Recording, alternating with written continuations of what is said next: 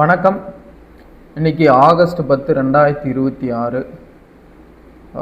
நம்ம already Commonwealth கேம்ஸில் medal win பண்ணவங்கள பற்றி cover பண்ணிட்டு வந்திருப்போம்.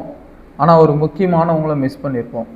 ஸோ இந்த மாதிரி இம்பார்ட்டண்ட்டான பீப்புள் நான் கவர் பண்ணுறதெல்லாம் காமன்வெல்த் கேம்ஸில் ரொம்ப இம்பார்ட்டண்ட் பேக்ரவுண்ட் ஃபேமிலியிலேருந்து ஒரு பேக்வேர்டு ஃபேமிலியிலேருந்து முன்னுக்கு வந்த அந்த நபர்கள், அதுக்கப்புறம் கோல்டு வின் பண்ணவங்க, அதுக்கப்புறம் தமிழ்நாட்டிலேருந்து மெடல் வின் பண்ணவங்க, இந்த மாதிரி ஆஸ்பெக்டில் மட்டும் படிச்சிங்கன்னா போதும். அதில் மொத்தம் 13 கோல்டு மெடலிஸ்ட் இருக்கிறாங்க, 17 சில்வர் மெடலிஸ்ட், 9 வெண்கலப் பதக்கம். ஸோ மொத்தம் 39 பதக்கம் இந்தியா வின் பண்ணியிருக்கோம். 39 பேரையும் நீங்கள் படிக்கணுமா அப்படின்னா 39 பேரையும் படிக்க தேவையில்லை. அதில் டயத்தை வேஸ்ட் பண்ணாதீங்க. டெய்லி கிளாஸை கவனிச்சுக்கோங்க. இம்பார்ட்டண்ட்டான மெடல் வின்னர்ஸ்லாம் நானே சொல்லிவிடுவேன். அதுதான் உங்களுக்கு எக்ஸாமில் கேட்குறதுக்கு சாத்தியக்கூறுகள் அதிகம். ரொம்ப டீப்பாலாம் போய் நோண்டிகிட்டு இருக்க மாட்டாங்க. அது நம்மளுக்கு தேவையும் இல்லை. இம்பார்ட்டண்ட் மெடல் வின்னர்ஸ் தெரிஞ்சுங்க. சரி, ஓகே. அந்த வகையில் இன்றைக்கி நம்ம பார்க்க போகிறது அஸ்மிதா டே. இவங்களை பற்றி, இவங்களோட பூர்வீகம்லாம் பார்த்திங்கன்னா திரிபுரா. ரொம்ப பேக்வேர்டு ஃபேமிலி, குடிசை வீட்டில் இருந்து வந்த ஒரு மெடலிஸ்ட். இவங்க கோல்டு மெடல். இவங்க அப்பா பார்த்திங்கன்னா ஒரு சைக்கிள் ரிப்பேர் பண்ணக்கூடிய ஒரு மெக்கானிக். ஸோ அவருமே 2025 டிசம்பரில் ஸ்ட்ரோக் காலமாயிடுறார். இவங்களுக்கு காமன்வெல்த் போட்டி ஒரு 6 மாதத்தில் வரப்போகுது. அந்த நேரத்தில் தனக்கு ரொம்ப உறுதுணையாக இருக்கக்கூடிய தன்னோட தந்தையையும் இவங்க இழந்துடுறாங்க.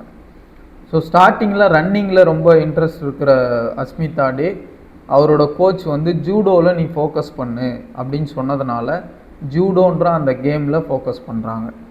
ஸோ இதன் விளைவாக என்ன ஆயிருக்கு அப்படின்னா, ஜூடோன்ற அந்த கேமில் இது வரைக்கும் இந்தியாவில் யாருமே வாங்காத ஒரு மெடலை வாங்கியிருக்கிறாங்க, கோல்டு மெடல். இது வரைக்கும் பிரான்ஸ் கூட ஜெயிச்சதில்லை இந்தியாவில் யாரும் ஜூடோவில். ஆனால் அஸ்மிதா டே கோல்டே நம்மளுக்கு வின் பண்ணி கொடுத்துருக்குறாங்க இந்த Commonwealth கேம்ஸில்.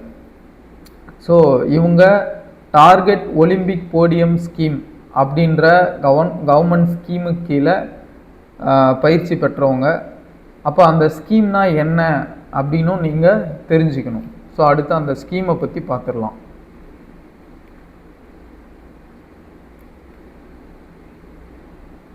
Target Olympic podium scheme அப்படின்றது ministry of youth affairs and ஸ்போர்ட்ஸுக்கு கீழே வரக்கூடிய ஒரு ஸ்கீம். இதில் ஆக்சுவலாக என்ன பெனிஃபிட் தருது கவர்மெண்ட் உங்களுக்கு அப்படின்னா, முதல்ல இந்த ஸ்கீமோட நோக்கம் என்ன அப்படின்னா, ஒலிம்பிக் போடியத்தில் இந்தியன்ஸை நிற்க வைக்கணும். அதுதான் ஸ்கீமோட நோக்கம். ஒன்று சில்வர், பிரான்ஸ், இல்லைன்னா கோல்டு, மூணுத்தில் ஏதோ ஒரு மெடல் வாங்காமல் வரக்கூடாது. இந்தியன்ஸ் பார்ட்டிசிபேட் பண்ணுறாங்க அப்படின்னா மெடல்ஸை அதிகப்படுத்தணும். ஒலிம்பிக்கில் நாம் வாங்கக்கூடிய மெடல்ஸை அதிகப்படுத்தணும். அதுதான் இந்த ஸ்கீமோட ஒரு முக்கியமான நோக்கமாக இருக்குது. ஸோ இப்போ எப்படி செலெக்ஷன் பண்ணுவாங்க அப்படின்னு கேட்டிங்கன்னா, நீங்கள் ஒரு நேஷ்னல் லெவலில் ரொம்ப ஃபேமஸான அத்லெட்டாக இருக்கணும்.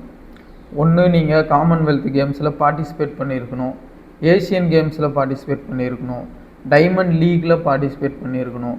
இந்த மாதிரி முக்கியமான இன்டர்நேஷ்னல் ஈவெண்ட்ஸில் அட்லீஸ்ட் பார்ட்டிசிபேட்டாவது பண்ணியிருக்கணும். நீங்கள் மெடல் ஜெயிக்கிறீங்க இல்லை, அட்லீஸ்ட் ஒரு மெடல் ப்ராஸ்பெக்ட்டுன்னு நீங்கள் தேர்வு குழுக்கு உங்களை நிரூபிக்கணும்.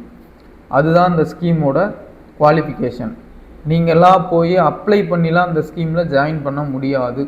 செலெக்ஷன் கமிட்டி இருக்கும். ஸ்போர்ட்ஸ் அத்தாரிட்டி ஆஃப் இந்தியா எல்லா ஸ்போர்ட்ஸ் ஈவெண்ட்ஸையும் ரொம்ப கூர்ந்து வாட்ச் பண்ணிகிட்டே இருப்பாங்க.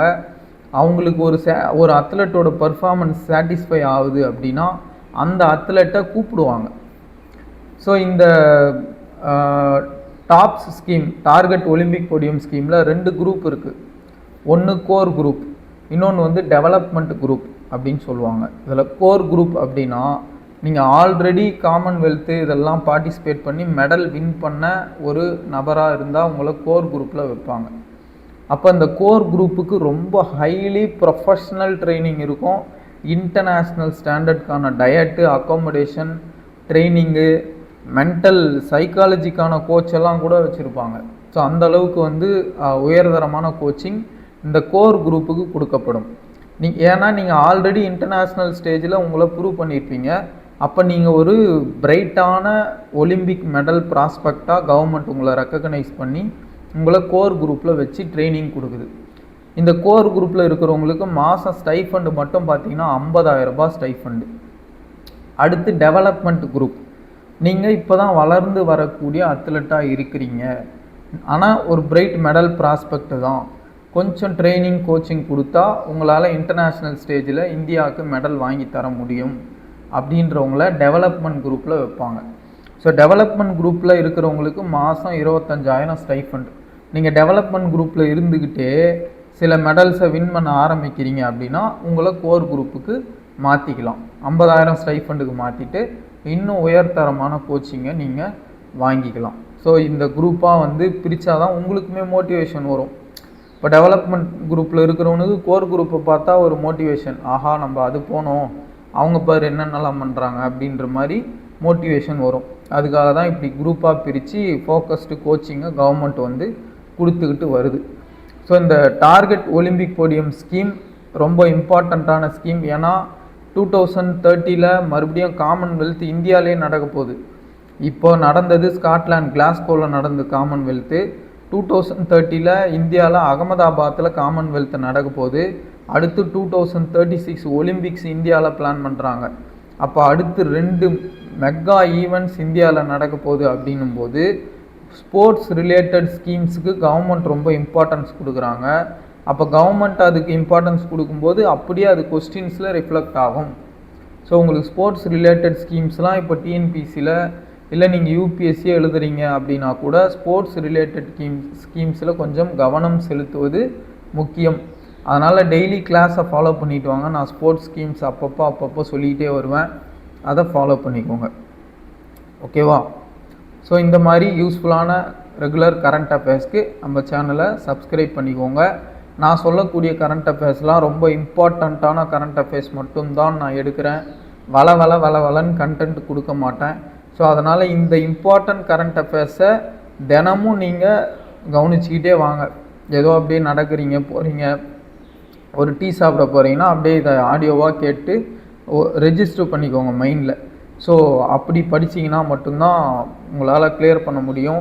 குரூப் 1 நெருக்கத்தில் வந்துருச்சு. அதனால் வந்து டயத்தை வேஸ்ட் பண்ணாதீங்க, கொஞ்சம் டிசிப்ளின்டாக வந்து படிக்க ஸ்டார்ட் பண்ணிவிடுங்க. டைம் வச்சு ஷெட்யூல் போட்டு இவ்வளோ டைம்குள்ளே என்னென்ன டாபிக்ஸை நான் முடிக்க போகிறேன் அப்படின்னு கொஞ்சம் உங்களோட ப்ரிப்பரேஷனை ப்ரொஃபஷ்னலாக மாற்றுங்க. இந்த இடத்துல உங்களுக்கு ஒரு சின்ன டெக்னிக் மட்டும் சொல்கிறேன், அதை யூஸ் பண்ணிங்கன்னா உங்களுக்கு படிக்கிறது இன்னும் கொஞ்சம் ஈஸியாகிடும்.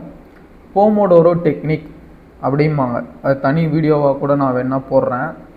டைம் வச்சுக்கிட்டு அந்த டைம்குள்ளே படிக்கணும் அப்படின்னு பார்க்குறது. 25 மினிட்ஸ் அலார்ம் செட் பண்ணிட்டு அந்த 25 மினிட்ஸ்க்கு எந்த டாப்பிக்லேருந்து எது வரைக்கும் படிக்க போகிறீங்கன்னு புக்கில் மார்க் பண்ணிவிட்டு அந்த டைம் ஓட விட்டு படிக்கிறது. அப்போ உங்கள் மைண்டு வந்து ஒரு டைம் கொடுத்துட்டிங்கன்னா அது பதட்டத்தில் கரெக்டாக ஃபோக்கஸ் கொண்டு வந்துடும்.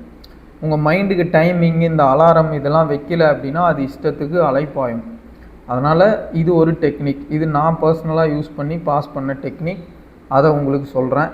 நீங்களும் இதை ட்ரை பண்ணி பாருங்கள். ஓகேவா? ஸோ இந்த மாதிரி யூஸ்ஃபுல்லான கண்டென்ட்க்கு டெய்லி கரண்ட் அஃபேர்ஸ்க்கு நம்மளோட சேனலை சப்ஸ்கிரைப் பண்ணிக்கோங்க. உங்கள் ஃப்ரெண்ட்ஸ்க்கு யாருக்குன்னா யூஸ்ஃபுல்லாக இருக்கும் அப்படின்னு தோணுனா அவங்களுக்கும் வந்து ஷேர் பண்ணுங்கள். தேங்க்யூ.